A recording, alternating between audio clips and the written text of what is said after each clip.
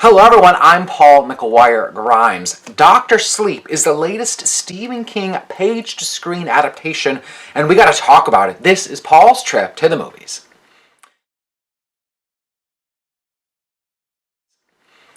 It stars Ewan McGregor as Danny Torrance, who survived the horrors of the Overlook Hotel, but now as an adult has tried to shut away those memories and quiet the shine within him. He learns that a young girl named Abra may be one of the most powerful kids with that shining ability.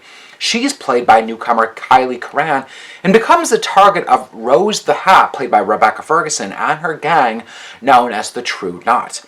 They hunt out kids with that shine, killing them, using their steam and the shine to give them more life. As Rose becomes aware of Abra's abilities, she attempts to track her down, and it's up to Dan to face his old demons in order to protect Abra. Dr. Sleep is written and directed by Mike Flanagan, who made The Haunting of Hill House for Netflix, along with the film adaptation of Stephen King's Gerald's Game.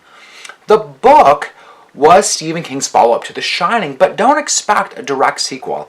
It's a continuation of the Dan Torrance character, and you'll notice some common elements to both, but this is more of a supernatural aura to it than just straight-up shocking horror.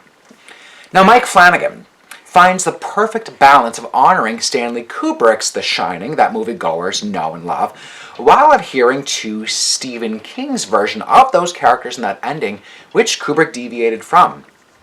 He knew that he had to please fans of both the movie and King's novel.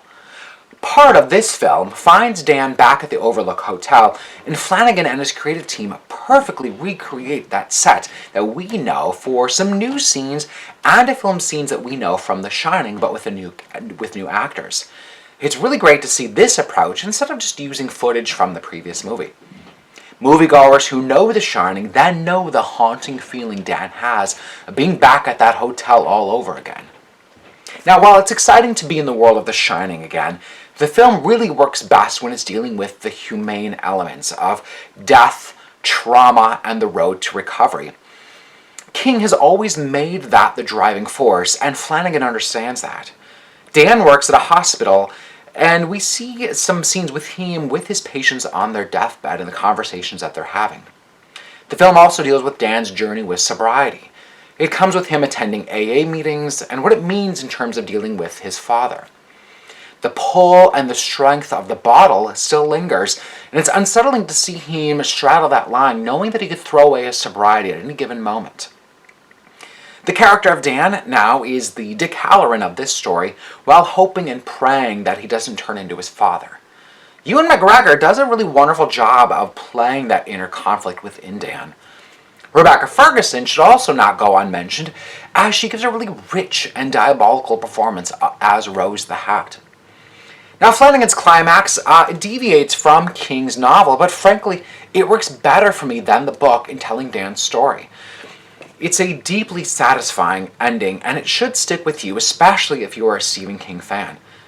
I do want to mention that there are some really brutally disturbing sequences throughout the film, especially those involving children, so I just want to mention that. I'm giving Dr. Sleep 4.5 out of 5 ticket stubs. If you like my review today, click subscribe on my YouTube channel. I'd really appreciate it. I've got some new reviews of movies like Last Christmas and The King. Don't forget to follow me on Instagram and Twitter at Paul's Movie Trip. And go to my website, paulstriptothemovies.com, for even more reviews. Thank you so much for watching my review of Dr. Sleep. This is Paul's Trip to the Movies.